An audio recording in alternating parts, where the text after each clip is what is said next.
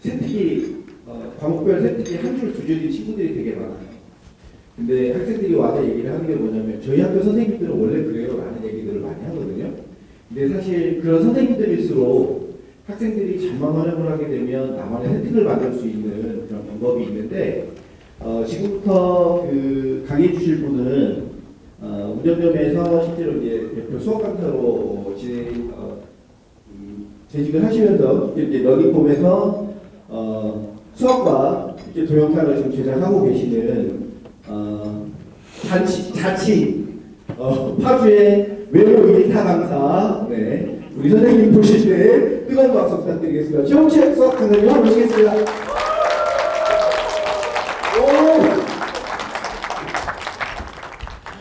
오해가 있을까봐 절대 외국인 아닙니다. 자신은 많은데 한국 수준을 아시다가. 안녕하십니까. 네. 이름은 최문채라고 하고요. 러닝폼에서는 이합이라는 수강기호로 아이들을 만나고 있습니다. 그래서 이합 수학입니다. 네. 다시 인사드리겠습니다. 제가 준비한 수업은요, 근데 지금 되게 많이 떨려가지고 잘할 수 있을지 모르겠습니다. 제가, 열린학원에 온 지가 2013년도거든요. 근데 아까 이제 이사님이 얘기하셨듯이 이제 저희가 이제 강연을 많이 이제 같이 다니다 보면은 항상 2014년도에 68명이었다라는 얘기를 많이 하시는데 저는 그때 그거를 전혀 모르는 상황에서 네. 뽑혀가지고 들어왔던 상황입니다. 그래서 제가 이 얘기를 왜 말씀을 드리냐면 그런 것 같아요. 제가 열린학원에서 한 이제 6년 정도 일을 한 건데 같이 이렇게 성장하는 것도 보면서 이런 것들을 느끼면서요. 그 전에 제가 수학 전문학원에만 있었던 수학 강사였거든요. 그러니까 아이들 수학만 가르친 거죠. 한마디로. 수학만 가르치고 이렇게 강의에 이렇게 심취해 있는 그런 상태 있잖아요. 나는 정말 강의를 잘해. 막 이런 거. 수학을 너무 좋아하고 아이들이 수학을 잘하게끔 만들 자신이 있어. 라고만 생각하고 있다가 결혼을 하면서 이제 집을 파주 쪽으로 알아보면서 그냥 우연찮게 밤에 면접을 오는 학원이 열린학원이에요. 다닐 생각도 아니고 이제 파주에 무슨 학원이 있지? 하고 와봤더니만 이제 이사님을 만나게 된 건데 너무 멋있는 거예요. 그때 당시 학생부 종합전형 연구소라는 걸 차리셨거든요. 그래가지고 이게 뭐지? 저는 학생부 종합전형이라는 걸 전혀 모르던 시기였거든요. 그래서 그런 이사님하고 만나가지고 계속해서 이렇게 일을 같이 해왔는데 일이 정말 끊임없는 학원이에요. 근데 정말 진짜 계속 수학만 가르쳤던 사람으로서 이런 일도 해야 돼? 제가 한 2년 차 됐을 때는 저희과 팀장님한테 밥 먹다가 이렇게 숟갈을 던진 적이 있어요. 아니, 뭔 일이 해도 끝이 없어. 막 이랬거든요. 근데 제가 지금 이제 후임 강사들 오면 말씀을 드리는 게 위로가 될진 모르겠지만 이게 자기 역량이 늘고 이제 하다 보면은 속도도 빨라지고 이제 다 하게 된다. 저희는 지금도 그렇고 아까 업무량 보셨죠? 해낼 수 있을 거라고 믿습니다. 제가 6년 동안 해보니까 이게 되더라고요. 예. 그래서 열심히 만들 거고 제가 소개시켜드릴 이 교환은요. 이제 세특 페이지에 28페이지에 있거든요.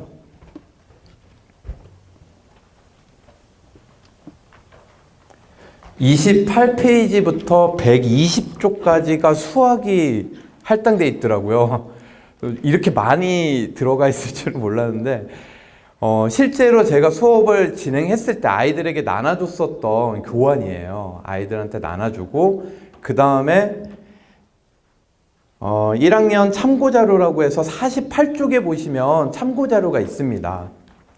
그래서 원장님들 가지고 계신 교재에 실제로 아이들이 오프라인 때 받아가지고 인터넷이 안 된다고 이렇게 얘기하는 친구들이 있을까봐 그때 아이들이 할 수 있도록 참고 자료를 읽을 거리를 미리 준비를 해놓고 수업을 이제 세팅을 하고 시작을 하는 거예요. 그래서 실제로 수업을 하는 것처럼 원장님들도 아이들이 이런 식으로 썼었구나 경험을 해보실 수 있도록 교재에다가 미션지를 한번 실어놨었어요. 그게 미션지가 54쪽에 있습니다. 그래서 제가 수업을 이렇게 진행을 하면서 원장님들도 한번 이런 식으로 수업을 하는 거구나, 수학 탐구보고서 수업을 이렇게 했었구나 한번 느껴보시라고 이렇게 공통 미션지를 드렸고요. 그 미션지는 1, 2, 3학년 공통이에요. 다 빈칸이고 아이들이 하나부터 10까지 다 채워보는 거예요. 그래서 일단 저는 수업 시작하기 전에 뭐부터 했었냐면요. 저도 이제 이렇게 아까 이사님이 공기청정기 예시를 들었지만 학종이 필요한지를 6년 전엔 전혀 몰랐었어요. 그래서 학종이 뭔지도 몰랐고, 그런데 이게 제가 믿고 제가 이렇게 진행을 하다 보니까 이게 정말 중요하다는 걸 제가 느끼니까 이게 와닿더라고요. 근데 아이들은 사실은 못 느끼거든요, 진짜. 현장에서 실제로 해보면 생기부, 특히 제가 1학년 수업을 준비한 이유가 1학년 아이들은 정말 백지 상태예요. 그러니까 이게 중간고사 열심히 봤는데 지금 현재 중간고사 가채점 결과 나와가지고 좌절해 있는 그런 아이들 상태거든요. 그래서 1학년 아이들에게 어떻게든 조금이라도 다른 어떤 방안, 대안 이런 것들을 알려주기 위해서 학종을 얘기를 해주는 건데, 그러려면 일단 너희들이 공부했었던 그게 교과 전형이라는 걸 먼저 설명을 해줘요. 그래서 아이들한테 제가 수업을 진행하기 앞서서, 수학 탐구 보고서를 하기 앞서서 너희들이 이 자리에 왜 앉아 있고 지금 여기에서 뭘 할 것인지를 강하게 인지시켜 주거든요. 제가 인지시키고자 하는 목적이 뭐냐면요, 다른 게 아니고 너희들이 전공을 선택을 해가지고 그 전공에 따라서 학업적 역량을 기를 수 있는 그런 수학 탐구 보고서를 작성할 수 있는 역량 강화라는 걸 인지를 시켜요, 먼저. 그러니까 절대로 지금 이 수업을 함으로써 너희들이 세특에 바로 낼 수 있는 탐구 보고서를 완성시키는 게 아니라는 걸 주지를 시키는 거예요. 왜 그러냐면 아이들은요, 물어보시면 아시겠지만 이렇게 모아놓고 전공 자기가 정한 사람 손들어 하면 반도 못 들어요. 1학년 같은 경우. 그러니까 전공이 뭐야? 자기 전공 정했다? 이렇게 손들어봐. 이러면요, 반을 못 든다니까요. 그러니까 전공은 나중에 너희들이 공부하면서 선택을 하게 될 거고, 그 전공을 선택을 해가지고 학교 교과 수업을 들었을 때 그 전공이랑 관련된 내가 탐구 보고서를 난 이런 거 써봤었지? 그럼 내 전공을 이용을 해서 이렇게 탐구 보고서를 한번 써봐야 되겠다. 이거를 인지시키는 거예요. 그래서 그 부분을 인지시키기 위해서 교과 전형부터 먼저 설명을 합니다. 아까 이사님이 띄웠던 PT 양식이랑 비슷한데 EBS-I에 이렇게 나와 있는 자료를 아이들한테 소개시켜 주는 거예요. 그러니까 교과로 1점대 배치표라고 얘기를 해주고 1점대로 갈 수 있는 대학들이다. 그리고 최저가 있고 수능 최저가 있고 최저가 없다. 그러면 지금 너희들 지금 시험 끝났잖아. 그러면 자, 여기에 가고 싶은 대학이 걸리니? 이렇게 물어보는 거죠. 그 다음에 여러 가지 이제 교과 전형에서 2020년 여기에서 변화되는 것들을 소개를 시켜주고 요런 부분에 대해서 여기 이제 자료들이 너희들이 이제 집에 다 있으니까 저는 이걸 구체적으로 설명을 안 해요. 수업 시간에는. 한번 보라는 거죠. 그리고 교과 전형이 쉽지 않다라는 걸 느끼라는 거고요. 이런 식으로 하고 아이들한테 인지를 시켜주는 거는 수능 최저가 교과 전형에서 많이 약화돼 가고 있고 폐지 추세로 가고 있다 정도만 간략하게 인지를 시켜줍니다. 그 다음에 바로 학생부 종합전형으로 넘어가요. 그래서 두 번째 입시 전형에서는 학생부 종합전형이 있는데, 근데 학생부 종합전형에서 대학교에서 뭘 평가하느냐? 너희들 그거 알고 있니? 라고 물어보는 거죠. 그러면 아이들 대다수 모르거든요. 그러면 학업 역량, 전공 적합성, 인성, 발전 가능성 이런 것들을 평가한다. 근데 이게 평가하는데, 이걸 평가하는데 어떤 생기부에서 어떤 부분을 보고 평가하겠니? 자소서에서 어떤 부분을 보고 평가하겠니? 이걸 물어보고 아이들한테 동기 유발을 하는 거죠. 그러면 아이들이요, 실질적으로 막 이런저런 생각을 막 해요. 그래서 한 명 정도 이렇게 붙잡고 물어봐요. 너 이거 어떻게 표현을 할 거야? 전공적합성 생기부에서 어떻게 표현을 할 거니? 결론은 교과 세특이라는 거죠. 자기가 전공을 먼저 정하고 그 전공에 대해서 생기부가 전부 다 전공 적합성에 맞게끔 흘러가야 된다는 걸 아이들한테 주지를 시키는 거예요. 그래서 저는 아이들한테 수업 시간, 이렇게 특강 시간에 어떤 걸 이렇게 반복 대답하게 했었냐면요. 학종의 시작은 뭐다? 이거를 되게 많이 강조를 했었어요. 그래서 아이들한테 이 내리에 강하게 학종의 시작은 뭐다? 네. 학종의 시작은 뭐다? 제가 생각하는 기준이고요. 정확한 건 아닌데 저는 1학년 아이들이 전공부터 결정을 해야 된다라고 생각을 해요. 그래서 학종의 시작은 전공 선택이다. 전공부터 정해라. 그게 나중에 바뀌어도 된다. 연결을 하면 되니까 일단 전공을 선택을 하고 그 다음에 거기에 맞춰서 교과 세특을 써나가면 되는데 그 써나갈 때 가장 효과적인 게 수학 탐구 보고서다. 왜 그러냐면 수학은 모든 학문의 기초이고 다 연결 지을 수 있으니까요. 라고 자부심을 갖고 있습니다.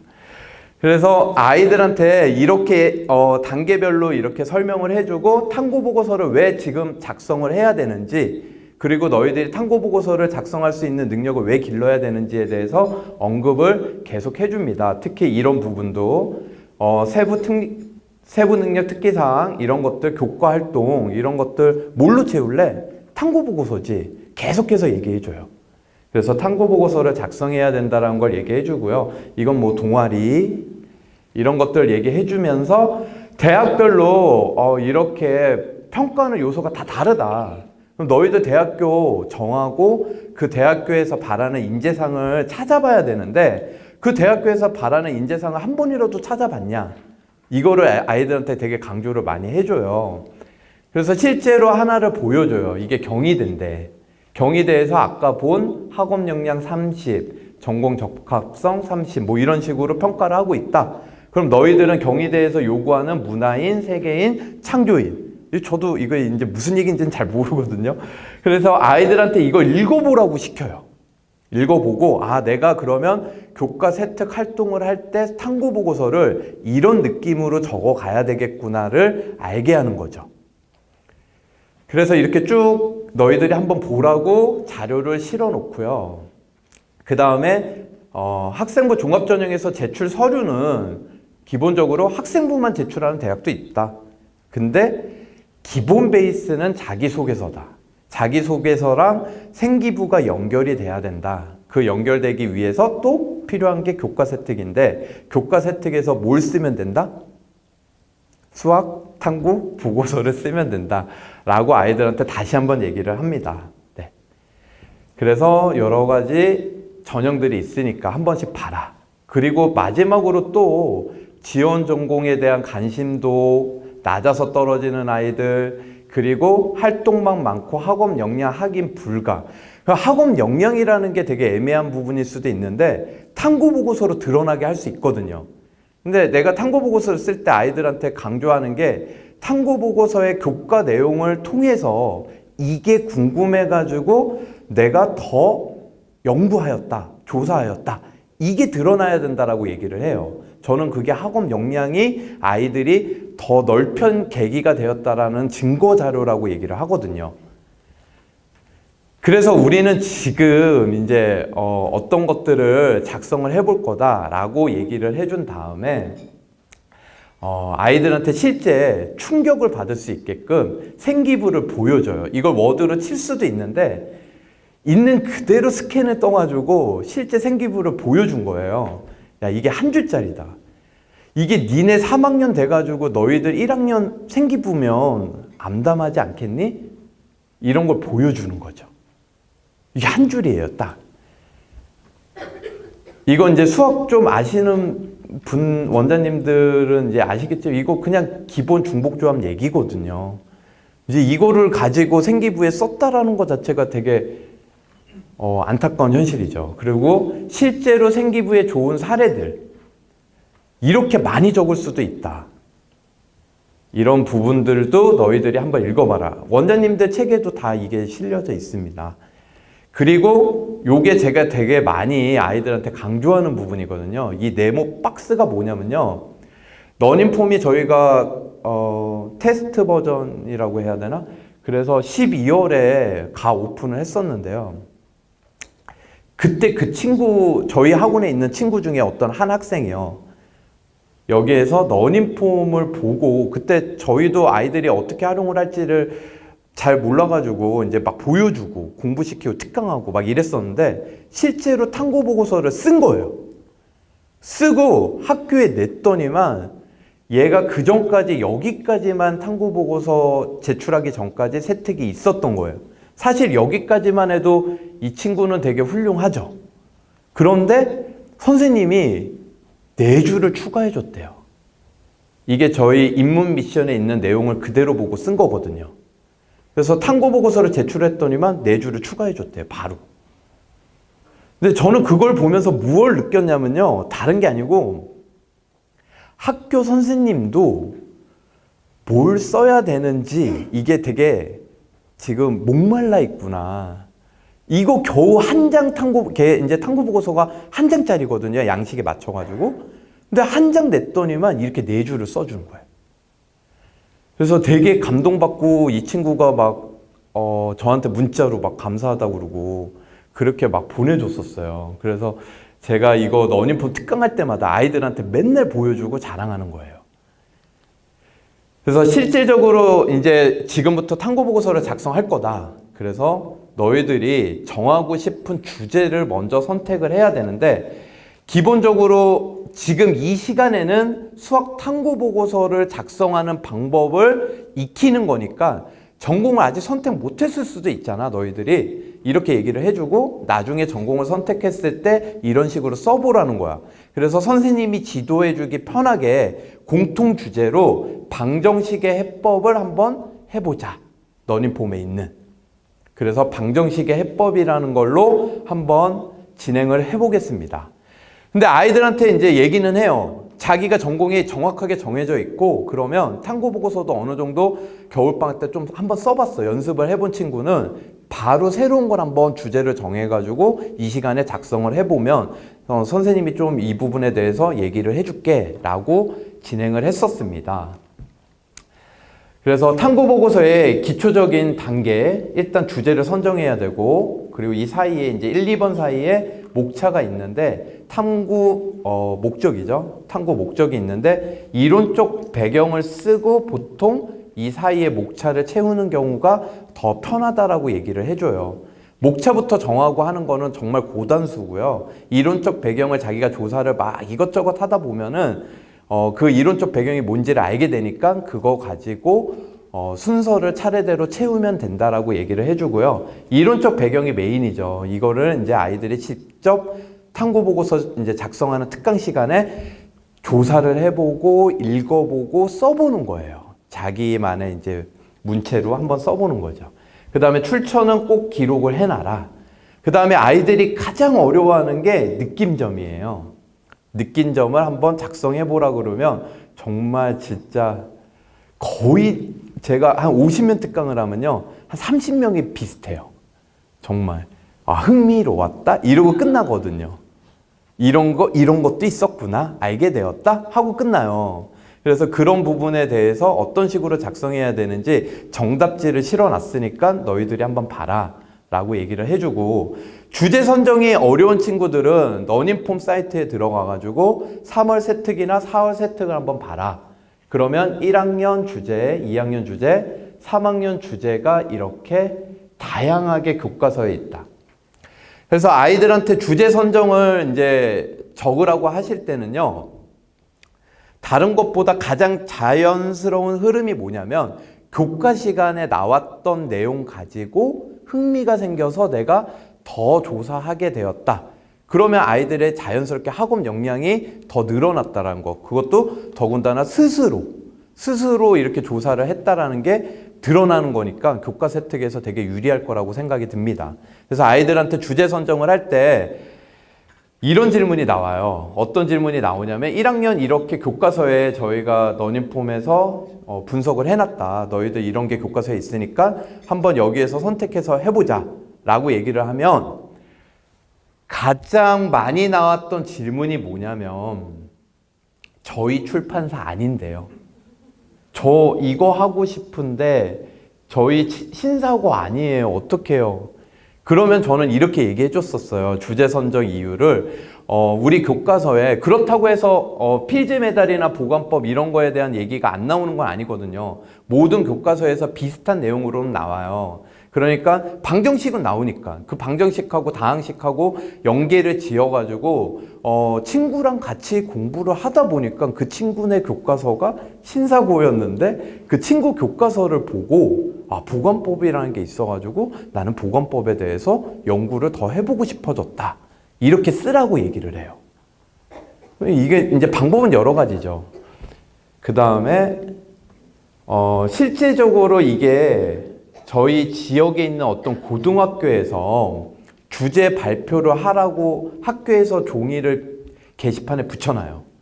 주제 발표를 해가지고 여기 아이들이 선택을 해가지고 수업 시간에 발표를 하거든요. 그거를 저희가 모아놓은 거예요. 그래서 제가 러닝폼에서 이제 비교를 해가지고 우리가 컨텐츠가 어떤 것들이 러닝폼에서 달았었는지를 보니까 이만큼 달았다라는 거 아이들한테 얘기를 해주고 너네들 이 학교에서 주제 발표 이거 있는 아이들은 러닝폼 봐라. 보고 한번 써봐라. 그럼 선생님이 어드바이스 해줄게. 라고 얘기를 했었습니다. 그리고 실제로 영상을 한번 틀어주거든요. 그래서 수업 시간에 영상을 틀어줬던 걸 한번 보여드리겠습니다. 이때 눈이 부어가지고 안 나옵니다.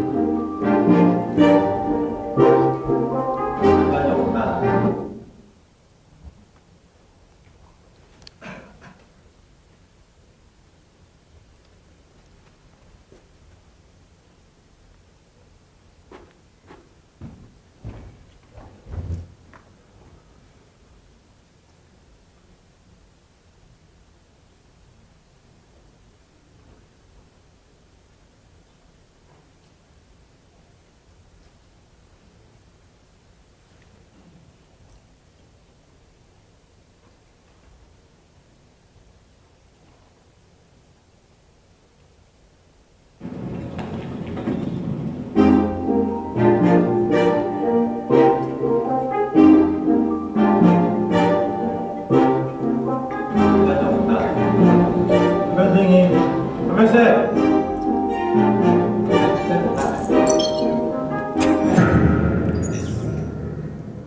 이 차 방정식에 관한 엄청난 공식이 하나 있죠. 바로 천하무적 근해 공식입니다. 어떤 형태의 근이고 모두 구해주는 아주 편리한 공식인데요. 그 증명 또한 간단해서 여러분들이 중학교 때부터 잘 사용하고 있습니다. 구종 교과서를 통틀어 총 4종의 교과서에서 이 근해 공식의 역사에 대해서 이야기를 하고 있네요. 요건 승리 선생님이 소개해 주시겠습니다.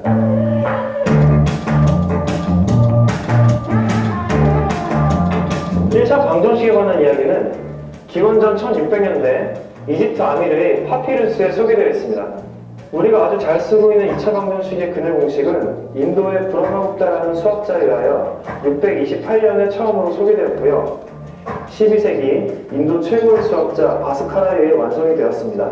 자, 그럼 이제 3차 방정식과 4차 방정식을 소개해 드리겠습니다. 3차 방정식의 근해 공식은 바로 이겁니다.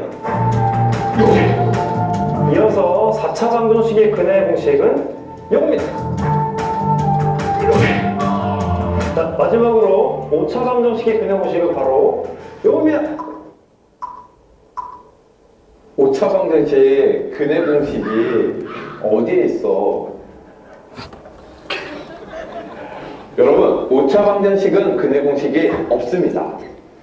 그리고 우리 교과서에는 3차 방정식 근해 공식의 발견에 대한 아주 흥미로운 이야기가 소개되고 있는데요.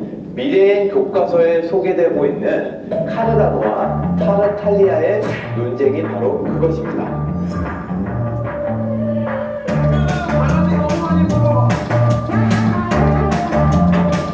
3차 방정식의 해법은 이탈리아의 수학자 페로가 처음 발견하였습니다. 하지만 그 해법을 발표하지 않았고 그 후 수학자 타르탈리아 또한 해법을 발견하였지만 본인의 책을 완성하기 전까지 발표하지 않았습니다. 자기가 해법을 알아낸 사실을 사람들이 믿어주지 않아 억울해하던 타르탈리아는 페루의 해법을 전수받은 제자 피오르와 3차 방정식 30문제 풀기 대결을 하게 됩니다. 피오르가 한 문제도 풀지 못할 동안 타르탈리아는 30문제를 모두 풀어 승리하게 되고 이 소식을 듣고 달려온 카르다노는 네, 영상은 여기까지만 보겠습니다. 그래서 아이들한테 이거를 보게 하고 그 다음부터 바로 주제 선정 이유를 써보는 거예요. 원장님들 지금 주제 선정 이유를 한번 거기 페이지 찾으셔가지고 한번 작성을 해보시겠어요? 54페이지입니다. 54페이지를 한번 펴시면 공통 양식지가 있거든요. 원장님들 제가 이렇게 한번 써보라고 하시는 이유가 뭐냐면 막막해요, 진짜. 원장님들이 한번 써보시면 아이들이 막막해하는 이유를 아실 수 있거든요. 저는 아이들한테 주제 선정 이유를 한번 적어봐라 이렇게 얘기하고 돌아다니면서 이제 아이들 주제 선정 이유를 한 번씩 살펴봐 주는 거예요. 그때 강조해 줘야 되는 건 반드시 교과 내용하고 연계가 돼야 된다. 주제 선정 이유에 교과서 어디에서 봐서 무슨 내용 때문에 흥미가 생겨서 어디를 더 조사하게 되었다. 이게 나타나야 돼요. 그래서 저희가 지금 방정식 해법을 하고 있잖아요. 그러니까 3차 방정식 근해 공식은 교과서에 없어요. 근데 교과서에 3차 방정식에 대한 논쟁은 나와요. 그러니까 어떤 식으로 쓰면 되겠어요? 교과서에 3차 방정식은 근해 공식이 없다는 걸 알게 됐는데 논쟁과 역사가 나오는 걸 보고 흥미가 생겨서 그 부분에 대해서 더 조사하게 되었다라고 쓰는 거죠. 이거를 쓰는 아이들은 이제 실질적으로 수학과를 지망하는 학생이나 연구원한테 되게 적합한 소재라고 생각을 해요. 자기가 여기에서 그치지 않고 조금 더 알고 있었던 내용을 바탕으로 심화된 내용으로 들어갔다라는 걸 표현을 할 수 있지 않을까. 또 원장님들께서도 한번 써보시면 제가 돌아다니면서 한번 봐드리고 싶은데 그래 지금 시간 관계상 일단 한 번씩 써보시고 특강을 하실 때 들어가시면 아이들의 심정을 좀 더 이해할 수 있고 아이들이 막막해하는 부분이 뭔지를 좀 이해하실 수 있지 않을까 생각이 듭니다. 그래서 이 영상을 보면 전체적으로 이론적 배경이 어떤 흐름으로 가고 있어야 되는지를 얘기를 해주거든요. 먼저 2차 방정식이 어떤 역사에 의해서 발견이 되었고 그걸 써봐라 이렇게 얘기를 해주고요. 그럼 2차 방정식 근해 공식이 있다는 거 알았으니까 이제 3차 방정식 근해 공식은 어떤 게 있는지 니들이 직접 조사해보라 그래요. 인터넷, 노트북 가져온 친구도 있었거든요. 그럼 노트북 가져온 친구들은 노트북으로 검색을 하고 핸드폰으로 검색을 하고 그러면요 아이들 정말 열심히 해요. 제가 수업 시간에 수학 수업을 가르치고 있는데 그때보다 집중력이 더 뛰어나요, 진짜. 그래서 너무 열심히 조사하고 아이들이 그거를 손으로 적는 걸 볼 수가 있거든요. 그리고 참고 자료를 이제 인터넷이 안 되는 친구들은 읽어보라고 하고 그 참고 자료에서 너희들이 말을 만들어서 한번 써봐라 라고 얘기를 해줍니다. 그래서 이 42쪽에서 47쪽에 보시면요. 저희가 이제 샘플로 이렇게 정답지를 만들어 놓은 거예요. 수학과에서. 이런 식으로 수업 시간에 3차 방정식 해법에 대한 논쟁을 읽고 더 조사해왔다 라고 하고 실질적으로 2차 방정식은 이런 식으로 3차 방정식은 이런 식으로 된다. 이건 이제 아이들이 직접 써보는 거예요, 손으로. 그래서 사진을 긁어와도 된다라고 얘기를 해주고요. 실질적으로 자기가 조사한 내용을 치는 게 제일 좋겠죠. 그리고 5차 방정식은 근해 공식이 없다라는 거. 이런 것들을 적어서 나중에 느낀 점으로 연결을 시키는 거예요. 반드시 출처는 기록을 해야 된다라고 강조를 해주시고요. 이런 식으로 형태를 하면 탐구보고서가 그렇게 어렵지 않거든요. 그래서 이론적 배경을 한 번씩 써봐라. 근데 이론적 배경을 조사해서 쓸 때 염두에 둬야 되는 건 뭐다? 출처랑 느낀 점. 반드시 내가 이론적 배경을 이런 것들을 썼잖아요. 오차 방정식의 근해 공식이 없다라는 거 너무 신기했잖아요. 그런 걸 나중에 느낀 점으로 써야지 라고 기억을 해놓는 거죠. 왜 그러냐면 느낀 점을 쓰기가 되게 힘들거든요. 그리고 느낀 점을 쓸 때 마무리로서 제가 생각했을 때 가장 좋은 거는 학업적 역량이 늘어났다는 게 드러났으면 좋겠어요. 그래서 아이들이 내가 여기에서 그치지 않고 나는 교과 내용에서 그치지 않고 더 조사하는 자세를 갖게 되었다. 이런 거를 표현을 해주는 거죠. 실제로 98쪽에 원장님들 이제 교재 98쪽에 있는 건데 요번에 특강을 해가지고 제가 뽑은 대상 학생이에요.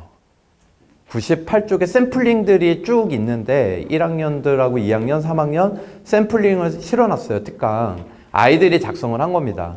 저희가 아까 1학년 교환으로 했었던 게 뭐죠? 방정식의 해법이잖아요.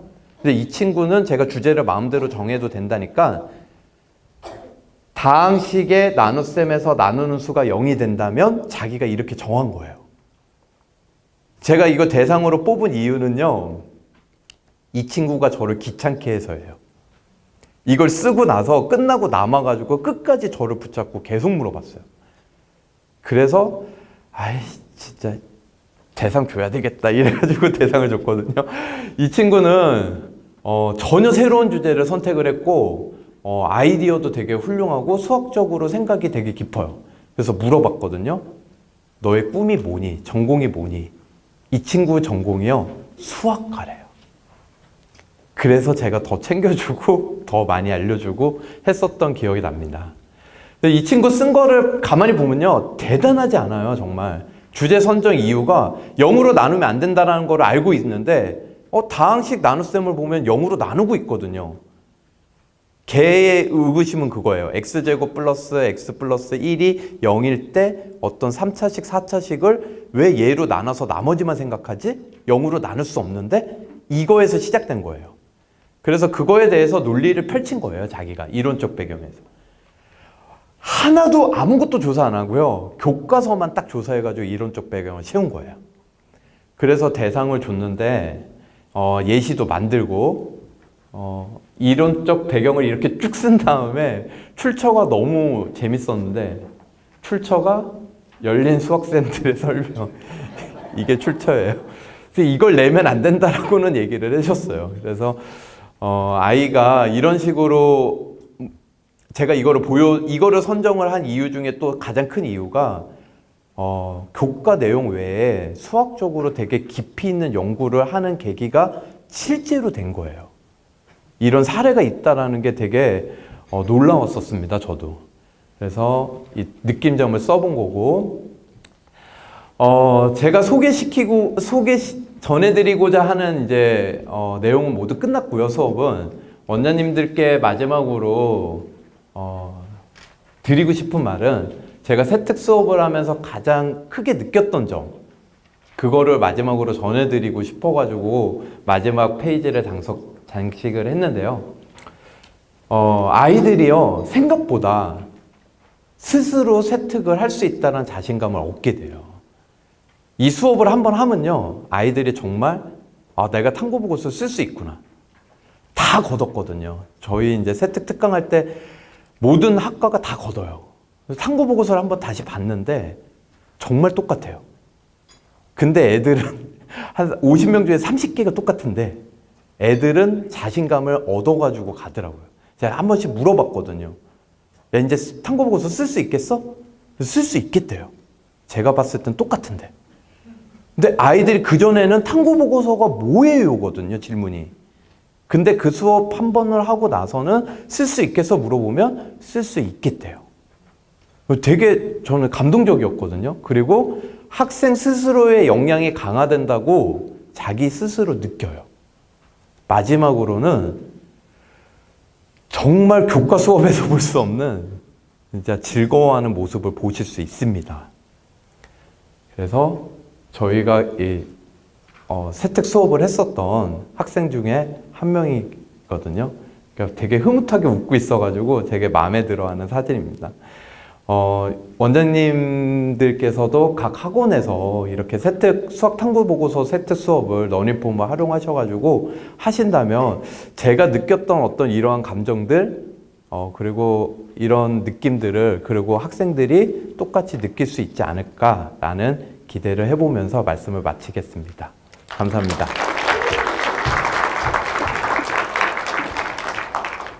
네. 우리 수학 세특 관련해서 열강을 해주신 최묵자